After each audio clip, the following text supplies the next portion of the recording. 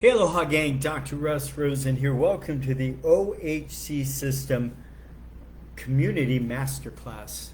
I am so excited to be here with you. As you can see, I've got a lot of hair growing out of my ears, but with that behind there, it looks like I have even more hair growing out of my ears. I am not at my home office right now. I'm in Maui. I've got a 5-week stay here, which has been so incredible. I have a week and a half left, so I'm trying to enjoy every single moment of it. And gosh, it's a gorgeous 78 degrees out there. Holy cow, I love being in Maui, I can't tell you. My main focus is to help people like you thrive in a care versus care true optimal health model. We're here 3 Thursdays a month right here at 1:30 California time, Pacific time, and we're going to jump into this master class right now on how to train and develop your team. It's a huge missing piece of the puzzle for so many of us. We've been dealing with how to build a dream team, how to hire, performance appraisals, all the things we've been dealing with. Today is specifically on how to train. I'm going to comment right here. Oops, man, that did not go well. Let me know if you have any questions. Or at least let me know you are here, so I'm not just talking to myself. And then obviously, if you have any questions, let me know. And then if you have I'd have to get my water. What do I do with it? Give me a sec. I'll use this right here. If you're watching this on the replay, just go ahead and let me know if you have any questions, and I'm going to go ahead and dive in and help you in any way I can. As always, my number one value is to under-promise and over-deliver, and I try and keep these things really short. It's what my coaches told me to do, 10 to 15 minutes, and they always go 30 minutes. There's so much you need to know as far as this piece goes. It's such a critical piece of the puzzle that most of us literally have zero idea how to do. So we're just going to go ahead and jump in. I'll move this over here like this, and move this over here, and we'll dive in. Okay, so look, I know that everybody here, you want to help as many people as you can. You want to have the most joy, the most ease, the most fun, and you want to make the most money in the process. And many of us have had horrific experiences with our staff that simply don't perform well. They don't know how to do their job. They might not have the right skill sets. They might have the right skill sets. I can type, I have communication skills, I have a good attitude, I have a good personality, but they're just the wrong person for the job, right? They don't have the right skill set for this job. Or they might be the right person, but we didn't train them well. And we're always frustrated that they're not doing it right because we never trained them. As we've talked about it in the performance appraisals, we're always looking at behaviors and attitudes. Maybe they have great behaviors, attitudes, and tasks. So they might be good at tasks, but they have a terrible attitude. They really don't, they don't have a great attitude. All the issues of, showing up on time and being ready and being, in a good mood. And I was talking to Doc yesterday, having a challenge with a team member, and the people would walk in and go, "How's your day?" And she goes, "Living the dream." Well, that's not what we want to lay on our people. Like, those may be the right words, but it's certainly not the right attitude. So, it's just such a huge piece of the puzzle. So often we really never take the time to train the person well in the position. Oftentimes we've had like someone that knew what they were doing and they quit, but we really didn't know how to train anyone now, or we never knew in the first place, right? So how could we train them? Or we do know, we just don't feel that we have the time to accurately train them. That's one that I hear all the time. Or, even worse, we have a team member who's leaving, who's not happy. They can train, and they train somebody, but they're just a little bit of cyanide in the soup. They're just a little bit of sand on your birthday cake, right? They just ruin it. And now you're bringing somebody else on with all of the same issues. So we want to avoid that from happening. If we want to give the best quality service to our patients, to serve the most people, make the most money, we've got to have the doctor only doing what the doctor can do and have other people to do the other things, if that's how we want to run it. Again, I coach lots of doctors who don't want staff. Bless your heart. I can coach you exactly how to do that. So many ways to automate things nowadays, fantastic. Softwares, etc. But if you are going to have a team, we really want them extremely highly motivated, well-trained, continually training and getting better and better at what they do. Which means that we need to learn how to effectively delegate. So there's an old axiom in the coaching world, which is automate, delegate, and replicate. So you automate as much as you can. People are going to pre-schedule, they're going to prepay, they can go online. You're going to automate as much as you can. You're going to delegate. Where you're going to delegate, have other people doing things that you don't have to do. And then we're going to replicate. Eventually you would replicate yourself by bringing on another, like an associate kind of thing. I've mentioned this before, but it give me a second. It warrants discussing it again here. There's a wonderful gal in New Zealand. Absolutely love this lady. And we were talking about this exact issue. And she said, I cannot delegate anything to anyone. No one does their job. No one can do it as good as me. Blah, blah, blah. The next day I got an email that she didn't type. That she went over the handlebars. She was a big-time cyclist. Broke both of her wrists. Literally could not wipe her own butt. Couldn't type. Couldn't adjust. Couldn't do anything. And she said, wow, it's amazing how much I can delegate. Right? So don't do that to yourself. All right. So you can delegate. You just need to not only train well, but continually train. So I recommend in this whole process that I'm going to be showing you that we not only train, but we continue to train. We have regular basic training meetings. 20 minutes a week is about all we need if you're doing it the right way. We need to, and again, just think about this. If you were a professional musician, if you were a professional athlete, would you train regularly? Yes, of course. We'll talk about that more in a bit. So if we successfully do it, we can grow the practice without being on the constant roller coaster of growing and crashing, growing and crashing, growing and crashing. And again, I've talked about this before, but if everyone is doing a great job, what's going to happen to the practice? It's going to grow. That's the natural state of things, right? Naturally, things are going to grow if everyone's doing a great job. If everyone's doing a great job, your present system does not support your future growth. Again, think about this. If you're a 30-a-day practice, could you today handle 300 today? Probably not. Could you handle 3,000 per day? Definitely not, right? You might need more people, bigger space, better software, better systems, etc. So, I talk about my experience of going to Kaiser, which is this, the healthcare, the symptom care place that I go to. And unfortunately, in the last several years, I've, had surgeries and all kinds of challenges. And I'm always amazed at their process. They're always on time. I mean, they just rarely ever run late. I walk in, doesn't matter who the nurse is. She greets me in the same beautiful way, takes my vitals, blah, blah, blah. It's an amazing process that they do. And they probably do about 3,000 people a day there. Probably. Now, did they start at 3,000 a day? No. Right? Same thing. Look at McDonald's. Did they start where they're at now? No. They built their systems and they progressed and they grew and evolved and grew and evolved and grew and evolved and grew and evolved until the systems are perfect. That's what we need to do. Okay.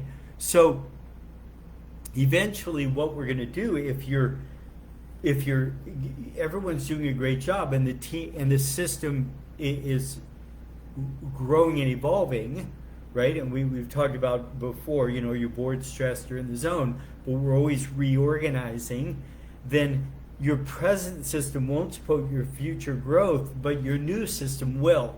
And we're always staying ahead of the curve. We're always coming up with and reorganizing so we're not stressed, so we don't have to crash, right? So, right now you might have one staff member that checks people in, checks people out, does your marketing, does your ads, does your Canva, your flyers, does the shopping, does everything. Eventually it might be one person checking people in, one person checking people out. Again, we did as much automation as possible. So we have all kinds of wonderful systems where they check themselves in and they see that they're next to go in and all kinds of things. But eventually you got to have a human being, right? If you're going to get to those levels. So you might have one person checking in, one person checking out, one person doing marketing, one person doing flyers. It just depends on how big that you want to grow. Okay, so as our team members perform better, it leads to happier patients, it leads to more patients that stay longer, and the practice simply grows, and we have career development for our team and reduced turnover. We have talked about in the hiring process how expensive turnover is. All right, now if we don't do these things, we're going to continually have problems, and our team is going to be unhappy, our patients are going to be happy, you can't sustain your growth, you have constant turnover, and eventually oftentimes what people do when they get to me is they say, I'm not doing it anymore.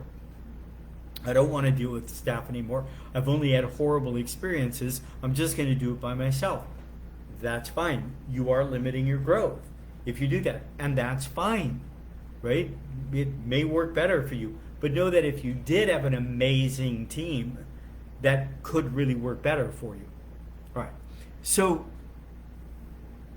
it's clearer than ever how important it is to have systems in place for our office so we can run like a well-oiled machine. Without it, you're doomed to mediocrity at best. If you have not read Michael Gerber's The E-Myth Revisited, or for physicians or for chiropractors, whatever, I implore you to read it. I say it every single time when I'm talking about dream teams, business, etc. It's the Bible of entrepreneurial businesses like ours. So I can't recommend enough that you read it. You have your entire team read it. Everybody understands it. It's brilliant systems that can take average human beings and make them shine. So remember, he talks about if you needed to have a 5-star Michelin chef at every single McDonald's, you wouldn't be able to go to scale, right? You wouldn't be able to do it. If you can take a brilliant system and apply it to average human beings, that's what McDonald's does. Right? They have 16 to 18-year-old children who don't care about their business running one of the most successful businesses on the planet. How do they do it? By these systems, by the continual training, right? You put this down, buzzes, take the salt, go, right? That's what we need to be able to do. We have to have these brilliant systems to make average people shine, and then see if we can get above average people. Remember, he talks about 85% of small businesses in America go under in the first 5 years. Or actually, it's in the first year. 5% of franchises go under in the first 5 years. What's the difference? It's these systems that we're talking about. So my goal for you is to create this perfect system for your team and your office over the next year. This is something you're going to create over the next year. The other modules that we've done so far, and now this particular one on training, does it take time? Yes. Is it absolutely worth the time?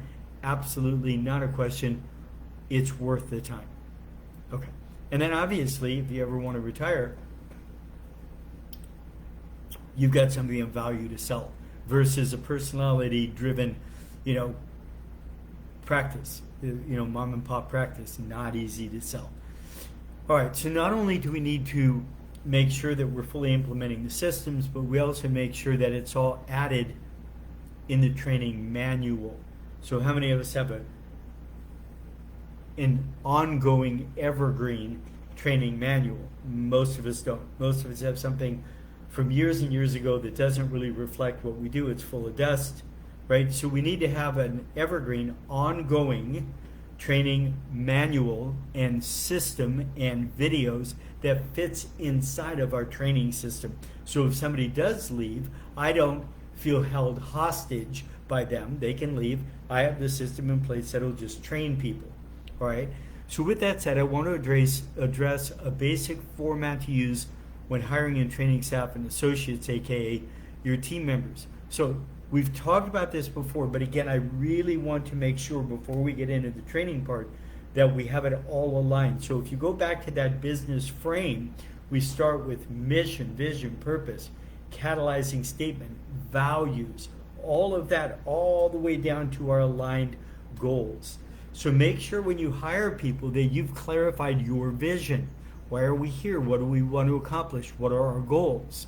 Right? Are you here to crack necks? Are you here to make people feel better? Are you here to save lives? Are you here to help people have better lives? Do you want to be a single practitioner? Do you want to have many associates? Do you want to open many offices? All of these things are really, really critical. Might be worth going back to the first masterclass we did on the importance of certainty. The second thing is we want to enroll people in our vision. Okay, so it's critical that you're clear about the vision and that they are clear about the vision and that they're enrolled in the vision. Michael Gerber talks about how important it is that your team members' vision and mission is satisfied by working for you. So they have a mission and vision in their life. So in other words, if you have a staff member whose mission and vision is to save the rainforest, okay? By working for you, they're probably not working for themselves, which is saving the rainforest. But if, on the other hand, their mission is to be loving, supportive, supporter kind of person, right? They love helping people. They want to help people be healthy. But they don't have any kind of doctorate. They don't have any kind of license. So by working for you in your practice, they are serving themselves and their mission by serving you and your mission. So that's a really important piece of the puzzle.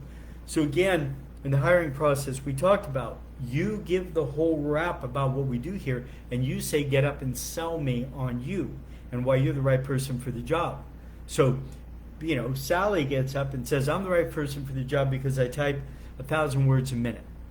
Someone else gets up and says, I'm the right person for the job because not only do I type 1,000 words a minute, but, right, I love helping people. I used to work for the Red Cross.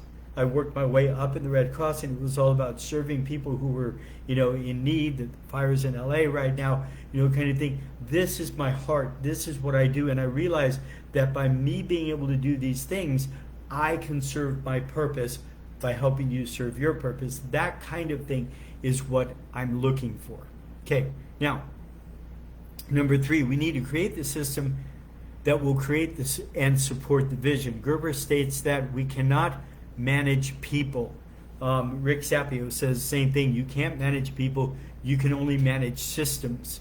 So he helps us recognize how critical systems are to the success of your business. Now, we have much to discuss in this regard. Here are just some ideas that can help you train your staff and create your system. 1, in creating a system, I love Kim Clapp. She runs the ACE program. It's chiropracticassistance.com. She has a wonderful program to train your staff. I work closely with her. I've been through all of her protocols, all of her programs. They mesh very well with what I recommend and what we do. Anything you choose to do with her, if you put in Rosen, R-O-S-E-N, you get 10% off on anything you do. I can't recommend enough that you check her out. That you work on your training manual and think in terms of, and Gerber talks about this over and over and over again, this is the best way to do something. Okay? Now, once we know it's the best way to do it, we write it down. We make a video of how to do it. So if we got to train somebody else, I don't have to take the time. They can watch the manual, they can watch the video. They can read the manual and watch the video and learn how to do it. Now, as the practice is growing, that's no longer the best way to do it. There's new software. We have more demand. whatever it is. So as you're growing and evolving and bringing on more people and you're finding better ways to do things, we redo the manual and video. It's an evergreen, right? We're always redoing the manual and video. Okay, and you'll see in our process that that's exactly how we do that. So again, if you think of McDonald's, you know, how many years and how many iterations until they got it perfected? So, you know, I don't know if you ever watched that movie by, you know, I think it was called Ray Kroc, or I think that's what it was, but they showed he was the first guy to come along and just say, you know, like he literally went out in a parking lot and started taping out, just saying, we're banging into each other, right? I'm making a burger, you know, and you're making a burger and you're doing fries and we're banging into each other. And he went and taped out, how can we have stations where we don't bang into each other? How can we be as efficient as possible? So he went through that entire process over and over and over again. Do you think that they're still needing to, you know, come up with new iterations of how to do the burger? No. They got it wired. Back in 77, I worked at a McDonald's. In 80, 81, I worked at a Bob's Big Boy. Like, they got the systems in place. That's what we want to do. You want to get your systems in place. So to do it, we got to keep the manual and the video up to date. Now, what I really recommend is that you're going to see we get to a place where we can check off that this person that we're training has got it mastered. They got it wired. They own it. So later on, as we're doing basic training meetings, which we'll be talking about next week in meetings, they're not going to be trained again. They're going to do the training. Why are they doing the training? Because they own the position, right? Once you've got it mastered, you're going to cross-train everybody else. Okay, so they'll know the week ahead of time what they're training everybody on. They're going to review it, and that way they keep it dusted off. And again, in my world, I would train them, and if I had a manual already in a video, that's great. If I don't, I'm going to train them and let them know right off the bat that they are going to type up what they learned. So I'll have them type up what they learned, and then I might respond. And you can use in Word. They have what's that called? Oh gosh, I'm forgetting what you call it, but it's where you can track changes. It's called track changes. You could use track changes so you can respond to it, they can respond to it, you could respond to it, and then you accept all changes. Or just, you know, they type it to you in black and you type back in blue, and they type back in red and you type back in orange, until we agree this is how you do it, and then accept all changes. Now we have one black document. Now, also, there are many things that would be of great value if I could show a video of someone doing it, such as how to answer the phone. Like, you can type out how to answer the phone, but you can't really show the smile and the lilt and the tone of the voice, right? You can say this is why we're doing it, and the voice goes up, but you want to show how to do it on video. Nowadays, back in the day when I was doing this, and I actually did do this back in the day, I would make a video, we would type it out, and we would grow and evolve, and we have to make another video. You can just grab your phone, upload it to Vimeo or YouTube or whatever you have in your private section, hyperlink it in right there. So put it in the training manual, and somebody, as they're reading, literally clicks on it, and it's discussing it with you, reading along with them, discussing it, showing them what they need to do. Do you see how simple it would be to train somebody if you had that done? Now, I get it. Right now you're thinking, oh my God, what a project. What a horrible project that would be to have to come up with, you know, an entire training module. You don't. Just pick a subject a week. Just like if you're training somebody. Or if you are training somebody, train on the one thing, have them type it up, make sure you agree with it. Once you've checked off that they've mastered it, record them doing it, hyperlink it, and now you're building an evergreen training manual and video. Okay? So you can see that that's really something you can do, and hopefully you can see the incredible value of if you did it. Okay, so we're going to manage by delegation. We're going to manage by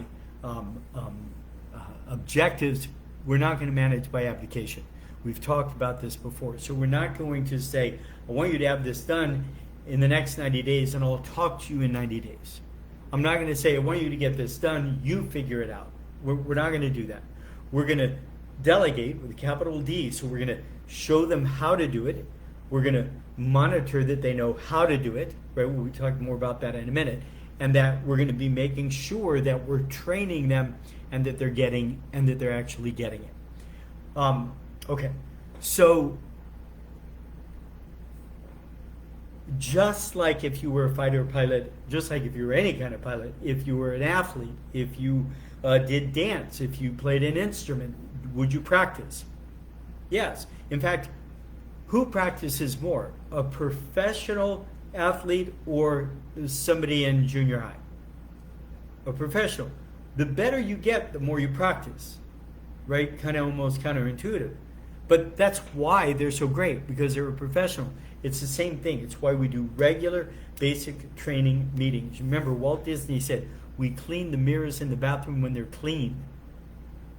We don't clean the mirrors in the bathroom when they're dirty, because they never get dirty at Disneyland.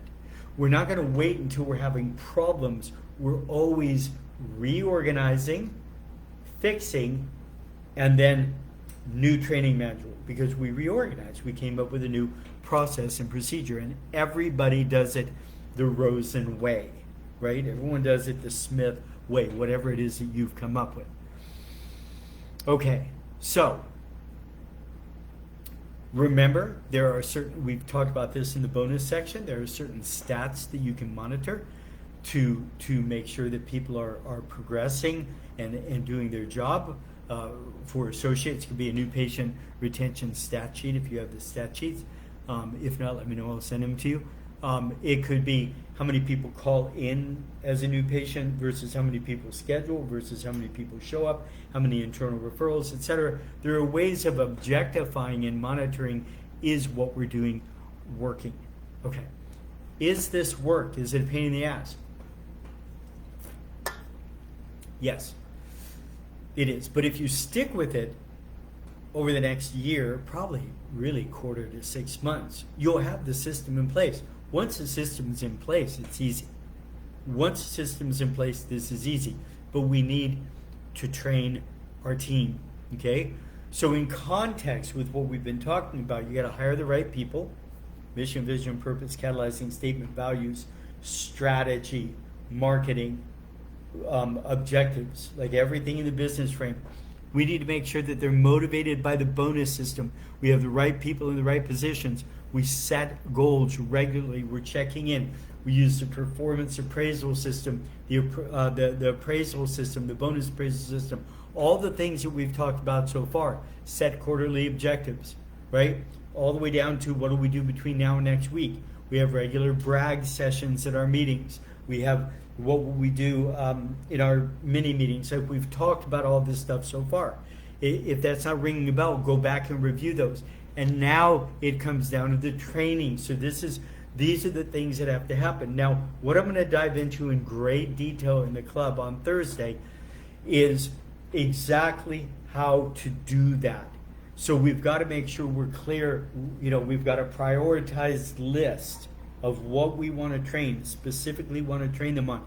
If you're in the Learning Center, System 2, Module 2, under training, we have all kinds of examples of those. And then we're looking at, do we already have a manual? Do we already have a video? When did we start training them? Do we train them on how to do it, on why to do it? Can we check off when they can kind of do it on their own? What about once they've mastered it? Once they've mastered it, have we redone the manual? Have we redone the video? When is the next time we're going to train on it, etc., etc., etc.? Those are the things that you really need to dig into. You need to really make work for you. And if you do, you're going to see that very quickly you have a system that will work. You'll be able to train your team and they'll get it. So, Dan Turbo here, looking to discuss accountability and weekly doctor meetings. Fantastic. Dan, we're going to be diving into the weekly meetings, I believe, more next week. So if you have any other questions right now, just let me know. Go ahead and type it in. I think there's a 6-second delay. For those of you who are watching on a replay, if you have any questions, just go ahead, comment, and as you see, I always get back with you. All right, so no one's typing anything in. if you do want to join, jump into the club, I'll give you a free month. Just let me know. Just put club below, and I'll send you a free month. You can come to the one on Thursday where we discuss it live. I'm not just lecturing at you, but we're in Zoom and we're having a conversation. And you can also get, so many of the different things: the touch, tell, ask, teach, and the path to optimal health, and just so many things we have, go into extreme detail. So if you'd like to get into the club for a free month, just let me know. Obviously, come and go as you like. All right, as always, much love and aloha. Aloha. Bye, gang.